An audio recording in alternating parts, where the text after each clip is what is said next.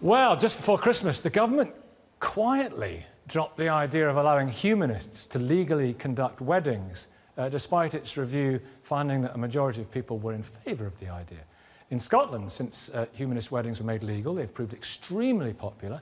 Now more people are choosing marriage over just living together. Great success. Well, now the British Humanist Association is lobbying for humanism to be on the exam syllabus for GCSE, AS and A-levels in religious studies. Should humanists have equal rights to religions? Well, from Discuss Jesus, Taiwo, from whom we heard earlier on, we were discussing this just before the programme and talking about, for example, humanist weddings, and you were saying you thought they were demonic. I do, yeah. I think I do think they're entirely demonic. See, it all goes back to the origins of humanism. Humanism is the cancer of Thanksgiving. It is the devil's PR. It is a first-class ticket to the sea of wantonness and debauchery of every form. I'm glad we're talking about the reason. No. Well, listen, that's a great thing about this programme. I'm glad, because I hope people appreciate that we try and give a range of opinions. And listen, Taiwo, there are plenty of people who agree with you, are there? I'm sure. There are a number of free speech. I like to think that freedom of speech. See, the issue with humanism is that it tries to knock God off the throne, and when we look at the Bible talks about Lucifer, whose name is the devil, and his attempt was to ascend to the Most High and sit on both sides of the north and basically replace God. And it's the same spirit, it's the same mindset. Subverts God, right? Exactly. In Scotland, it has bolstered the institution of marriage. You probably won't like this, but there have been pagan weddings. I know, of course, you won't like it. I mean, it's just what the Bible says. There have been White Eagle Lodge weddings, which is a New Age philosophy. There have been spiritualist weddings, people who talk to the other side and are back. So, see, I don't think this is good for society because God instituted marriage. God, based on the Word of God, He brought Adam and Eve together. And so the very historical book which has stood the test of time is the very guideline we ought to follow. And I think humanism is a first-class ticket to the very hypersexualized culture that we're seeing. Right. Andrew Copson, what is before we cast you out, and all your works, what is, I'm serious, what is humanism? Well, if you're going to go to wantonness and debauchery, I suppose you might as well travel first class. And I think that humanism is, in a genuine sense, more of a first-class worldview than has been depicted. Humanism is the non-religious worldview that, instead of looking to revelation or authority, we look to reason and evidence to understand the universe.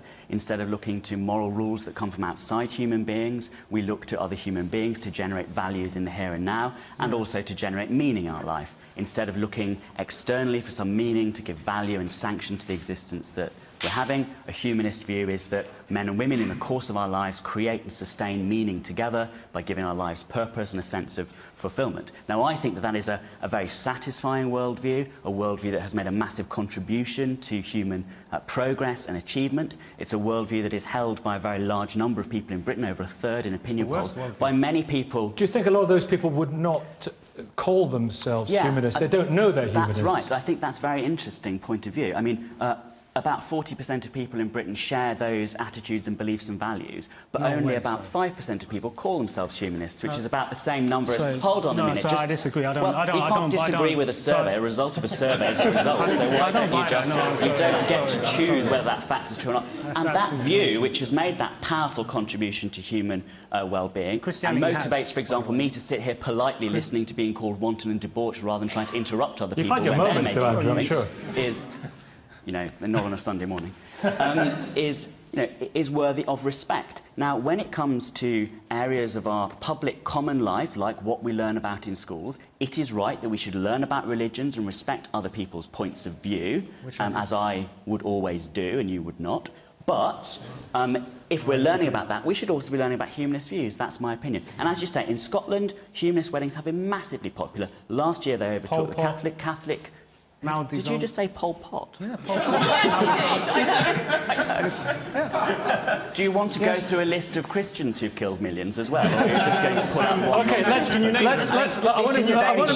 want to move from the Khmer Rouge to the Reverend Rose. They're your role models. From the Khmer Rouge to the Reverend Rouge. It's cheddar. If I listen, It's just Rose. It's just Rose. Okay. No Rouge. What do you? What problem do you have with this? In the light of what you have just said, I am quite puzzled as to why an organization or a group that is anti-religion is then trying to ape All right. the religious practices. We're also talking schools and education. Yes, but why are they trying to have that in the slot called the religion? Shall I explain that? I don't understand it. What's your problem with that?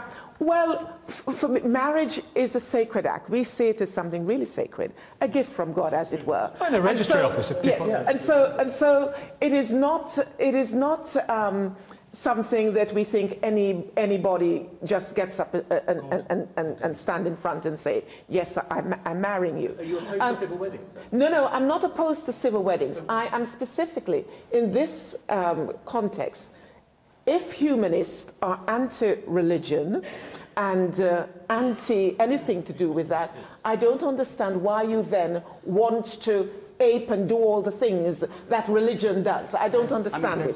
Can I ask one question of Rose, then I'll be with you, Julian and Andrew. If you knew somebody who was a friend who invited you, would you go to a humanist wedding? I don't know. I've never been to a humanist wedding, well, and I don't know maybe you should, anyone. because let me tell you, as someone who has a faith, as a rabbi, I'm not a humanist, but I do respect that there are different ways of looking at life. Why do you pause? I pause because I genuinely don't know. What is there not to know of? If a friend invites you to a wedding, why would you go? It depends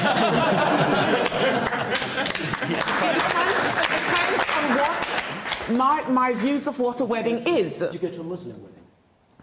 I've never been to a Muslim wedding. So Julian Huppert, Sir Julian Huppert.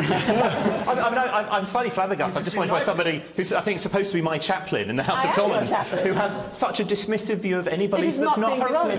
No, there are lots of people who will celebrate things in different ways. Humanist funerals are incredibly popular, incredibly moving, and you're happy with those. You're not good. I have been to a funeral conducted by the idea humanists. that marriage should be the sole preserve of a religious belief, I find very upsetting. Lots of people want to have humanist weddings that fit with their beliefs. Marriage, massively predates the Bible. Wait, Julian Huppert, please. I'm sure you. I would Taiwo in a minute, and I will come to you, Kate. I want to hear from Taiwo again, but I want to hear the clear, calm voice of Julian. Marriage predates the Bible. It's not purely from the Bible. I would hope you wouldn't be advocating many of the practices in the Bible around marriage, which we have now substantially moved away from.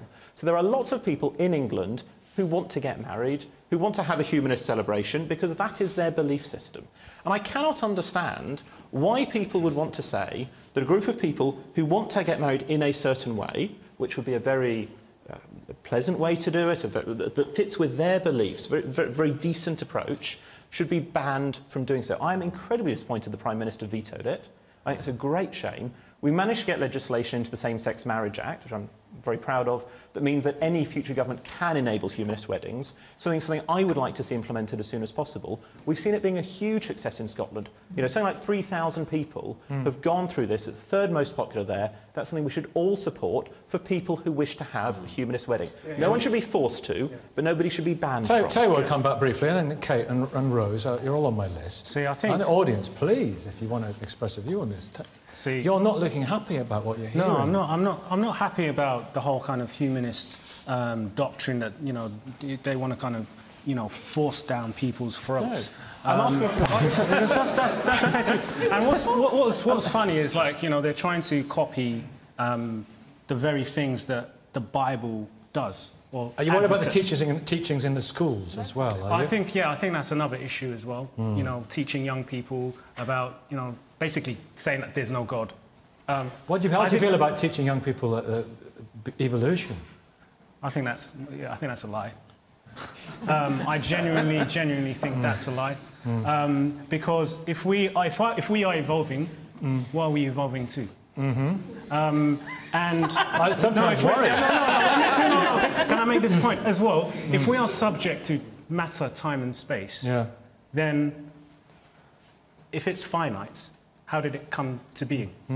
Kate Smurthwaite. Well, I'll answer that. I've got about 5 minutes, outside of time and space. I want to respond to what our friend here There's quite said. a lot to go on there, but just respond to... But just jumping in very, very quickly. First of all, this idea that humanists and secularists are somehow aggressively forcing their ideas. I don't know, I've lived in my house for about 10 years, and I would say about once a fortnight someone comes around and knocks on my door and tries to convince me to become a Christian or a Muslim, and on one occasion a Rastafarian. But nobody has ever come around my house to try to demand that I adopt secular individual values. Now, let me finish. You mock, you insult God. But what, like you were when you were saying about Andrew being way late. Let me just move straight on from there. You have no idea about the historical value of the Bible. You just... I have a great amount of idea about the historical value of the Bible, and it's rather low.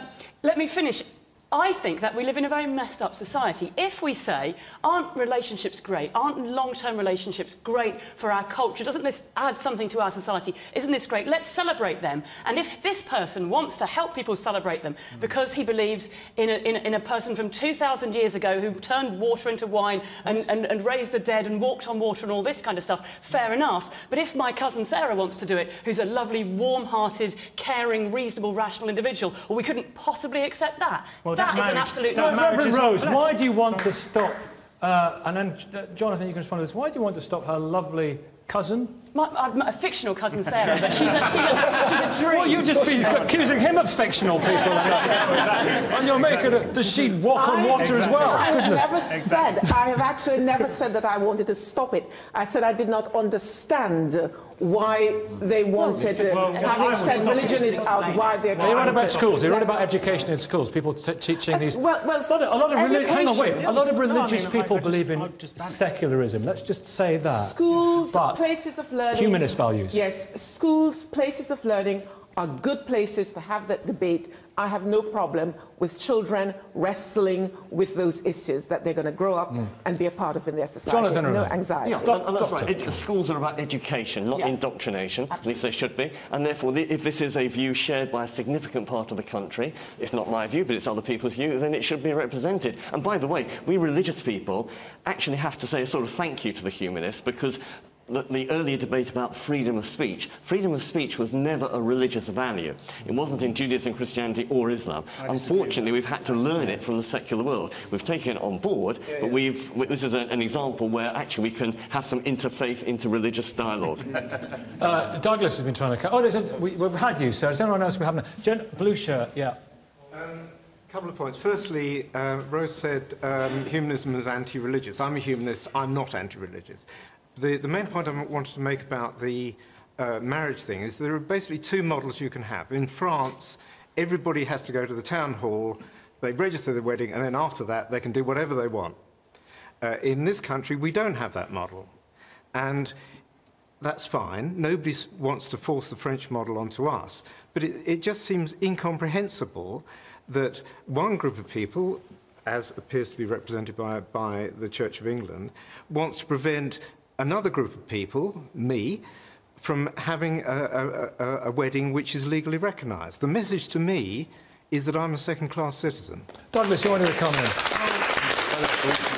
We started with you right at the beginning of the show. It seems like a long time ago now. We have, by the way, seen a very good demonstration of why it's important to retain the ability to mock. And it is, and I hope we would do it with somebody who has had us... If I just say... I respect you partly because you have actually been willing to say what you believe, and I think that is very important, because a lot of people don't. I would hope that, incidentally, if it was a devout Muslim who felt that we would feel as confident to mock and laugh at your views. I'm not sure we would. But if I could just say, the thing is that really, I mean, it is appalling that humanists can't marry if they want to. One of the things you absolutely know is that when you turn on the television and you see some act of violence, you know it's not going to be a humanist. Marriage is not Raza Nadim, marriage is not for you. Raza, wait, please. Do you have a... I don't know if you do or not, but do you have a thought on this? Humanism in schools, humanist marriages? Are you supportive? It's important to learn about different things, so yeah. I think that's a very neutral view. I think that's a very neutral view. Majin Nawaz. It never ceases to amaze me that people that believe in an omnipotent and omnipresent... You got married recently, didn't you? Yes, I did, yes. Congratulations. Thank you. Civil registry and a kind of mixed and non-faith wedding. We won't go into that too much, but I am now happily married. People that believe in an omnipresent and omnipotent God, who is all-powerful, it just never ceases to amaze me that people who believe in that concept are perennially worried about, to quote the gentleman, knocking God off his throne. I don't understand how two chaps, well, a man and a woman, or a man and a man, getting married in some place in Preston or wherever, right, are going to knock God off his throne. And what it does really tell me is of the terrible, terrible insecurity within people that insist in the certainty of their beliefs. Whether it's about cartoons or it's about not recognising humanist weddings or generally not recognising something else. I mean, the long pause we heard from the lady when asked about whether she'd go to her friend's wedding who's a humanist, that long silence indicates that level of insecurity in one's own selves. And it's whether it's cartoons or humanist weddings, in fact, because the gentleman was saying that he doesn't believe in mocking a prophet, yet sat there and mocked someone else's beliefs, and in fact called... We have to leave it there. Thank you all very much indeed. As always, debates continue online and on Twitter. Back next week. Thank you.